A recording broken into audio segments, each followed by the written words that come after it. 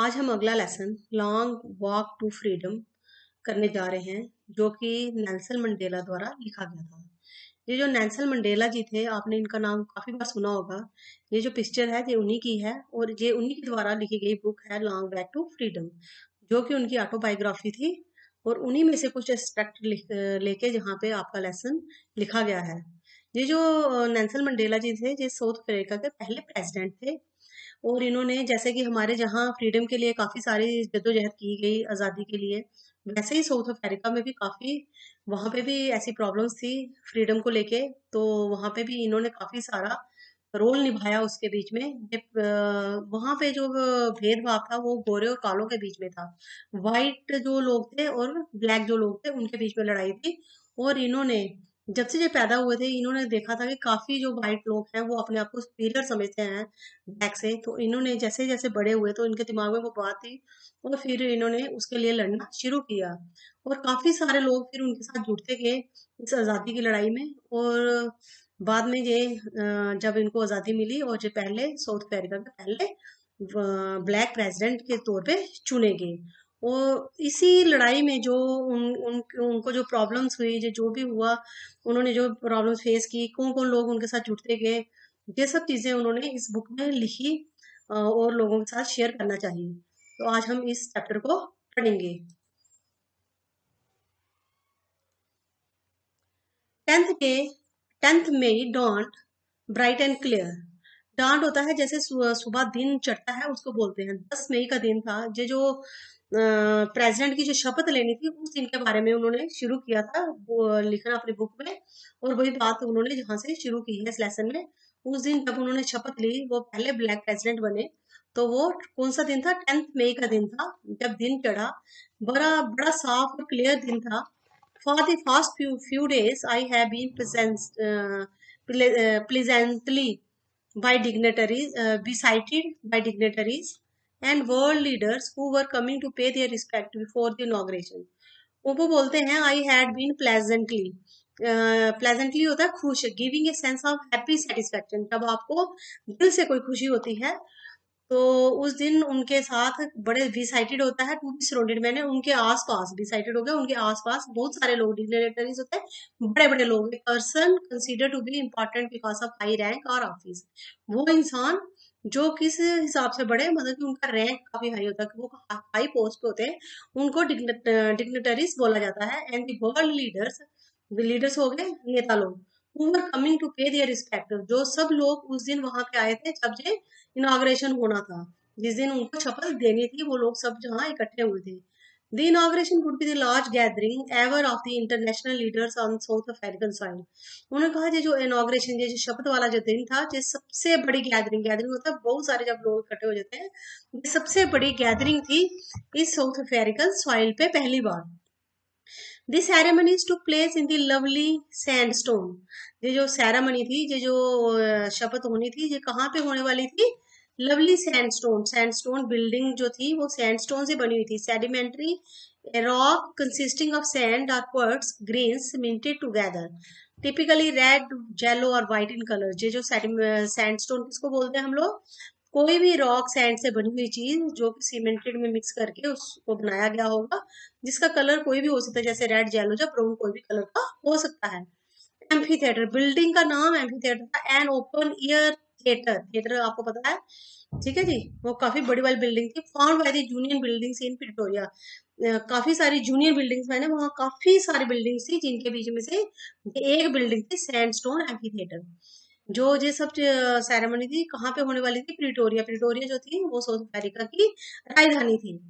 For decades this had been the seat of a white supremacy. उसने कहा कई दशकों से, कई युगों से ये जो सीट थी, ये जो प्रेसिडेंट की जो सीट थी, उस पे कौन लोग राज कर रहे थे? व्हाइट सुपरमेसी, गोरे लोग राज कर रहे थे।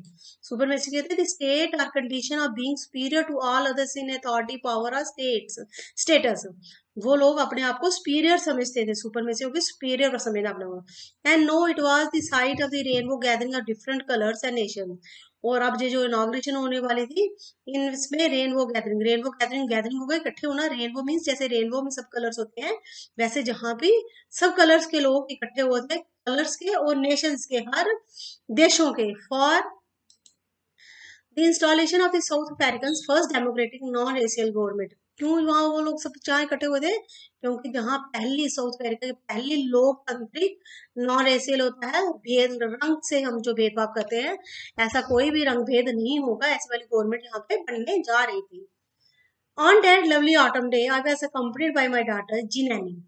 ये जो दिन था, अच्छा दिन, ऑटम डे मैंने पतझड़ का जो दिन था, इस दिन मेरे साथ कंप्लीट होता है। मेरे साथ कौन था? मेरी बेटी जिनैनी मेरे साथ ही। On the podium mister de Klerk was the first one. Podium होता है मंच पे, मंच पे सबसे पहले मिस्टर डी क्लार्क जो कि ने फर्स्ट शपथ ली। वन होता है गिवन अंडर ऑथ, ऑथ होता है शपथ लेना, उन्होंने पहली शपथ ली। इन एज सेकंड डिप्टी प्रेसिडेंट, किस तौर पे शपथ ली उन्होंने? सेकंड डिप्टी प्रेसिडेंट वो बनाए गए।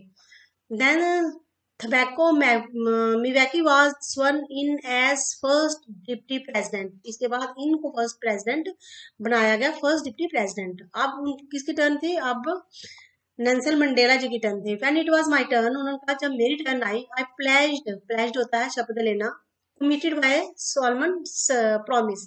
हम किसी के साथ जब कोई प्रॉमिस करते हैं, ठीक है, उन्होंने कहा जब मेरी शब्द लेने की बारी आई, to obey and uphold the constitution and to devote myself to the well-being of the republic and its people। मैंने शपथ ली कि मैं मानूंगा, ओबे होता मानना, कॉन्स्टिट्यूशन जो हमारा संविधान होता है उसकी जो भी बातें मैं सब मानूंगा, और अपने आप को पूरी तरह से लोगों के स्पुर्द कर दूंगा, उनकी खुशी के लिए, वेल बींग मैंने उनकी देख रेख, जो उन्हीं की अच्छाई के लिए जो भी है, अपने आप को पूरी तरह से डिवोट कर दूंगा अपने लोगों के लिए, अपनी कंट्री के लोगों के लिए।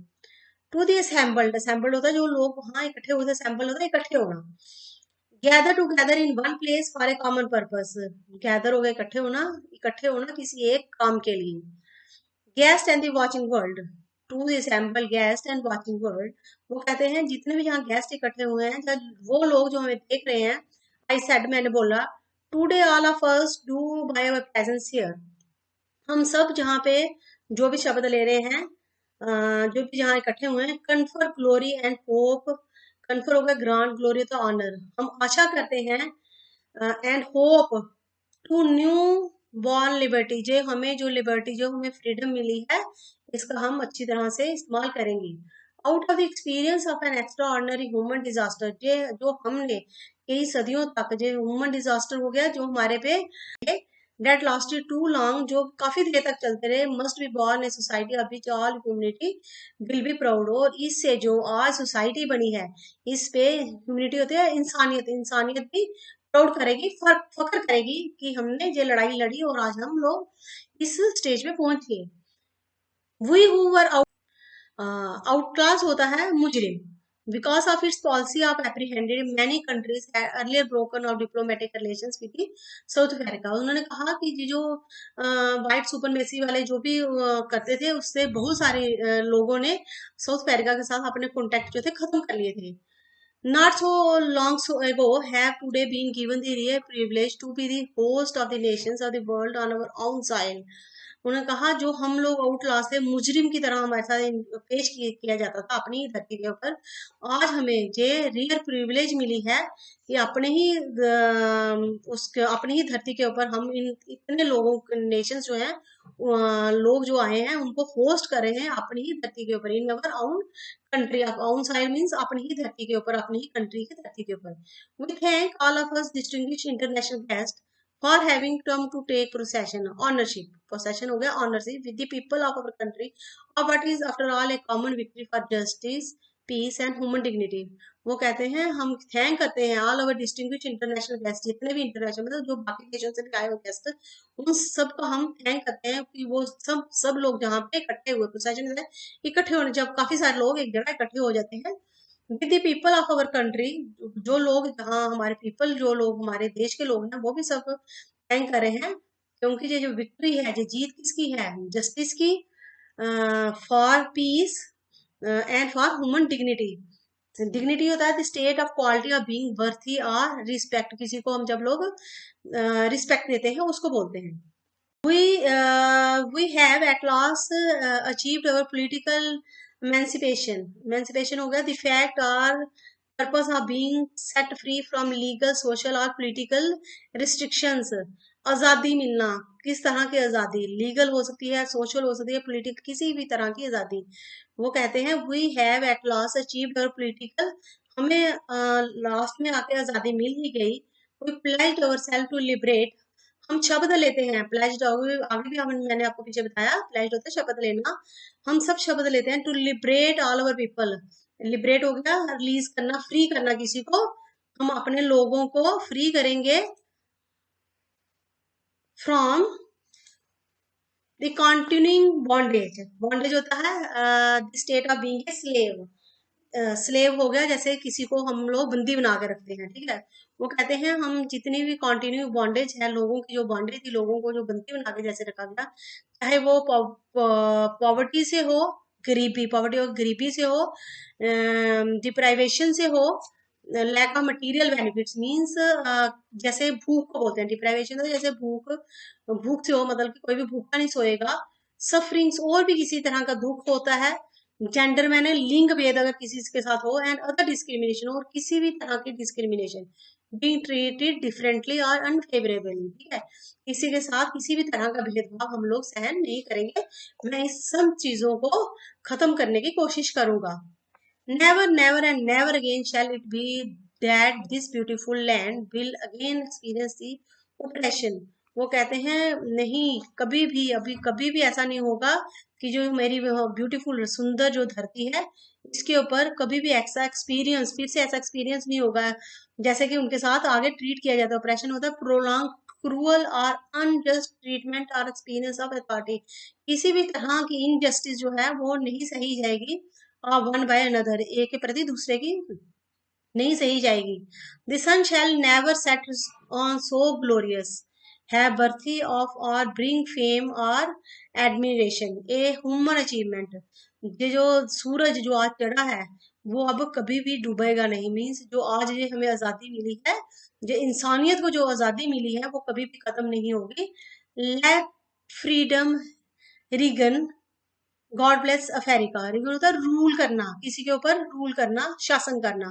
वो कहते हैं स्वतंत्रता का शासन होगा, हम आशा करते हैं, मैंने हम आशा करते हैं स्वतंत्रता का शासन हो और भगवान हमें ब्लेस करे, हमें आशीर्वाद दे अमेरिका को। A few moments later, we all lifted our eyes in away, amazed, away होता है amazed, as a spectacular, beautiful in a dramatic and an eye-catching way. Means कुछ क्षणों के बाद, a few moments later, कुछ क्षणों के बाद सबकी आंखें हवा के में उड़ गई, हवा की तरफ, ऊपर की तरफ देखने लगी, जैसे कि ऊपर of South American jets, helicopters and troop carriers rode in perfect formation over the Union buildings. कि क्या हुआ था, जैसे कि हम लोग अपनी स्वतंत्रता का जा स्वतंत्रता की वो देखते हैं, जैसे आप रिपब्लिक डे देखते हैं या उस पे देखते हैं टीवी पे, तो आप क्या देखते हो, जेट्स जो होते हैं वो हवा में उड़ते हैं, वैसे ही उस दिन भी ऐसा ही हुआ। वहां के जो हेलीकॉप्टर्स वो जेट्स थे, वहां पे ट्रूप होता है, सोल्जर्स आर्म्ड फोर्सेस जो उनको चला रही होती है, मतलब आर्म फोर्सेस मिलिट्री के जो लोग होते हैं, सोल्जर्स होते हैं, वो उनको चला रहे होते हैं उन जेट्स को। कैरियर्स रोड होता है, आवाज करके, बड़ी जेट्स की जो आवाज होती है काफी तेज होती है, वो एक परफेक्ट फॉर्मेशन के साथ उस जूनियर बिल्डिंग में जहाँ पे वो ये जो सारी इनॉग्रेशन हो रही थी उसके ऊपर से गुजरे। It was not only A display of the pin point precision तो एक्यूरेसी एंड मिलिट्री फोर्स। उन्होंने कहा ये सिर्फ जो डिस्प्ले था, जो दृश्य था, ये नहीं दिखा रहे थे कि हम कितने एक्यूरेट है मिलिट्री फोर्सेस वाले, but a demonstration of the military's loyalty to democracy. मगर वो ये भी दिखाने की कोशिश कर रहे थे कि वो लोकतंत्र के प्रति कितने लॉयल हैं, वो कितना उसका ध्यान रखेंगे। To a new government that had been freely and fairly, उस गवर्नमेंट का जो कि अब बिना किसी भी दबाव के चलेगी। Only moments before, the highest generals of the South American Defense Force and police, their chests bedecked with ribbons and medals from days gone by, saluted me and pledged their loyalty. उसके थोड़ी ही देर बाद, only few moments before, उससे थोड़ी देर पहले, the highest generals, higher मतलब जो बड़े बड़े लोग थे मिलिट्री के, generals of the south African defence force हो गए, मिलिट्री के लोग, एंड पुलिस के जो भी बड़े बड़े ऑफिसर्स थे, जिनके की चेस्ट मैंने उनकी छाती पे भी मैंने सजी हुई, डेकोरेट हो गया, बीटेक्ट हो गया, डेकोरेट डेकोरेट सजी हुई, जो जिनकी छातियां जो थी सजी हुई थी मेडल्स के साथ, रिबन्स के साथ, वो मुझे क्या कर रहे थे, सलूट कर रहे थे, एंड प्लेज देयर, और अपनी लॉयल्टी के प्रति मुझे सतर्क कर रहे थे। I was not unmindful, unmindful होता है भूलना, नॉट कॉन्शियस और अवेयर। वो कहते हैं कि मुझे नहीं भूला था, और the fact that no not so many years before they would not have saluted but arrested me. वो कहते हैं मुझे अभी भी नहीं भूला, यही वो लोग थे जो कुछ सालों पहले मुझे क्या करने की कोशिश करते हैं, would have been saluted, salute ही करते थे, बट कि मुझे अरेस्ट करने की कोशिश करते थे, मुझे पकड़ने की कोशिश करते थे, क्योंकि वो आजादी के लिए लड़ते थे। तो फिर उनको व्हाइट सुपरमेसी की तरफ से आदेश मिलते थे कि इन लोगों को पकड़ लो, तो वो उनको पकड़ने की कोशिश करते थे। Finally chevron, a pattern in the shape of the B shape, मतलब बी शेप में जो जेट्स थे, lift a smoke trail of the black red green blue and gold of the new South African flag. उसके बाद एक B shape में jets का एक जत्था वहां से जाता है, पूरा जो वी शेप बना के जाता है, और उसके पीछे से स्मोक, जैसे टेल के पीछे से, टेल में से पीछे निकलती है, वैसे स्मोक निकला, धुआं निकला, जिसमें ये सारे रंग निकल रहे थे जो कि साउथ अफ्रीकन फ्लैग के थे। The day was symbolized for me by playing the two national anthems and the vision of the white singing। उसने कहा उसके बाद क्या हुआ कि उस दिन दो नेशनल एंथम वहां पे गाए गए। नेशनल एंथम आपको पता है, राष्ट्रीय गान वहां गाए गए। पहले जो व्हाइट से उनका Nkosi Sikelel Africa and the black singing Die Stem the old anthem of the republic. ये दोनों जो ब्लैक्स का भी नेशनल एंथम वहां पे गाया गया, और व्हाइट्स का भी, दोनों लोगों का वहां पे नेशनल एंथम गाया गया। ऑल दो that day neither group new the lyrics. कहते हैं कि ऑल दो कि उनको तब जो लिरिक्स थी, जो वो सॉन्ग था उसकी जो लिरिक्स थी, क्योंकि नया नया नेशनल एंथम था, उसकी लिरिक्स उनको तब तक नहीं पता थी, and they once despised hated had a very low opinion of, और they would soon know the words by heart. वो कहते हैं अभी तो उनको वो नेशनल एंथम अच्छी तरह से याद नहीं थी, बट सून बड़ी जल्दी ही वो उन वर्ड्स को बाय हार्ट याद कर लेंगे। On the day of the inauguration I was overwhelmed. Overwhelmed होता है have a strong emotional effect, मतलब कि इमोशनली कोई बात आपके दिल में आ जाना। ऑन द डे ऑफ, उसने कहा जिस दिन इनॉग्रेशन का दिन था, मेरा दिल जो भर आया। वो ब्लैंक बता दे आपको कि उनका दिल भर आया with A sense of history. जब वो इतिहास के बारे में सोचने लगे तो उनका दिल भर आया। In the first decade of the 20th century, a few years after the bitter Anglo-Boer War was before my own birth। वो कहते हैं कुछ first decade of the 20th century, जो 20th century का पहला दशक था, a few years after the beater, कुछ साल किसके, जो एंग्लो बोर वार हुई थी वहां पे, उसके कुछ सालों बाद की बात है, एंड कुछ साल पहले, मेरे बर्थ से कुछ साल पहले की बात है। The white skin people of the south Africa patched up there differences and erected build construct A system of racial domination. उन्होंने तब ये जो व्हाइट लोग थे, मेरे बर्थ से पहले की थोड़ी सी बात है, ये जो व्हाइट लोग थे वहां के साउथ अफ्रीका के, उन्होंने इस तरह की जो गवर्नमेंट सिस्टम बना दिया था, रेशियल डोमिनेशन। आपको रेशियल बता है, रंग भेद, and people of one race have power over another race. जब वो एक तरह के लोग दूसरी तरह के लोगों को बोलते हैं कि हम आपसे सुपीरियर हैं, against the dark skin people of their own land. इसके प्रति बोलते बोलते डार्क स्किन हो गया, काले लोग जिनकी स्किन काली थी, जिनकी शक्ल काली थी, उन्हीं के प्रति उन्होंने बता दिया कि हम क्या है, आप सुपरमेसी हैं और आप लोग छोटे हैं। The structure they created form the basis of one of the harshest most, ये जो उन्होंने स्ट्रक्चर बनाया था, क्रिएट किया था उधर साउथ अमेरिका में, मोस्ट इनह्यूमेन, मतलब ये इंसानियत के प्रति अच्छा नहीं था। इनह्यूमेन मतलब क्रूअल या brutal societies the world has ever known. इस तरह की सोसाइटी वर्ल्ड मतलब पूरी दुनिया में भी कहीं नहीं थी कि वो जो रंग भेद के प्रति ऐसा करे। Now in the last decade of the 20th century and my own 8th decade as a man, that system had been overturned। वो कहते हैं ये जो उन्होंने जो ऐसा शासन बनाया था, अब जो 20th century का लास्ट डिकेड है, लास्ट शतक है, और मेरी अपनी जो उम्र है उसका 8th डिकेड है, तो मैं इस सिस्टम को ओवरटर्न कर दूंगा। मैंने इस सिस्टम को रिवर्स कर दिया, ओवरटर्न हो गया कि मैंने इसको रिवर्स कर दिया। पहले गोरे लोग शासन करते थे, अब काले करेंगे। फॉर एवर मीन्स हमेशा के लिए, and replaced by one that recognize the rights and the freedoms of all people regardless of the colour of their skin. और अब हर एक इंसान, चाहे वो गोरा है चाहे काला है, उसको एक ही तरह के राइट्स होंगे और एक ही तरह की आजादी होगी। उनको कलर के साथ उनका कोई भी भेदभाव नहीं होगा। That day had come about through the unimaginable. Unimaginable मतलब difficult or impossible to imagine, वो चीज जो हम लोग imagine ही नहीं कर सकते। That day had come about through the unimaginable sacrifices of the thousands of my people. वो कहते हैं कि जो दिन आया है जो हमने कभी सोचा भी नहीं था, ये सब sacrifices हैं वो हजारों लोगों की जो मेरे साथ चलते थे। People whose sufferings and courage can never be counted or repaid. उन लोगों की सफरिंग्स जो मैं कभी भी काउंट नहीं कर सकता, और ना ही उनको वापिस वो सफरिंग्स, उनको जो दुख थे उन्होंने जो सहे थे उनको वापिस कर सकता हूँ। I felt that day as I have on so many other days that I was simply, मैं सोचा, फेल्ट मैंने सोचना, मैं सोचता हूँ वो जैसे कि मैं काफी बार पहले भी सोच चुका हूँ, और भी काफी दिन पहले भी सोच चुका हूँ। डेट आई वॉज, मैं कौन हूँ? I was simply the sum of all those American patriots. Patriots होता है a person who vigorously supports their country and is prepared to defend it against enemies, जो दुश्मनों से अपने लोगों को बचाते हैं, अपनी कंट्री को बचाते हैं, उनको पैट्रियट्स बोलते हैं। वो कहते हैं I was simply the sum of all those American patriots who had gone before me. मैं उन सब लोगों का सम हूँ, मतलब उन सब लोग जो भी उस आजादी के लिए लड़े उनका एक सम हूँ। और बच्चों ये वाला जो क्वेश्चन है, जो आपके क्वेश्चन में भी पूछा जाएगा, आपके टेक्स्ट में भी जो क्वेश्चन है, that long and noble line ended and now began again with me. I was pained that I was not able to thank them. अब कहते हैं मुझे दर्द होता है, मेरे सीने में दर्द होता है कि मैं उन लोगों को कभी थैंक भी नहीं कर पाऊंगा। And that they were not able to see what their sacrifices has wrought. और वो लोग भी नहीं सोच सके थे या देख पाएंगे कि जो उनकी जो सैक्रिफाइसेस थी, उन्होंने जो सैक्रिफाइस किया, दुख सहे, उनसे हमें क्या प्राप्त हुआ। रॉट होता है प्राप्त हुआ। बेटा ये लेसन काफी लंबा है, इसलिए हम इसको आधा आधा करके 2 पार्ट्स में करेंगे। आज हमने पहला पार्ट कर लिया और इसके साथ ही हम नेक्स्ट पार्ट लेके मैं जल्दी ही आऊंगी। और किसी भी बच्चे को अगर इसके बीच में कोई भी प्रॉब्लम आ रही है पिछले किसी भी लेसन में, तो वो नीचे मैंने डिस्क्रिप्शन में लिंक दिया है, आप वहां जाके क्लिक करके चेक कर सकते हैं, देख सकते हैं।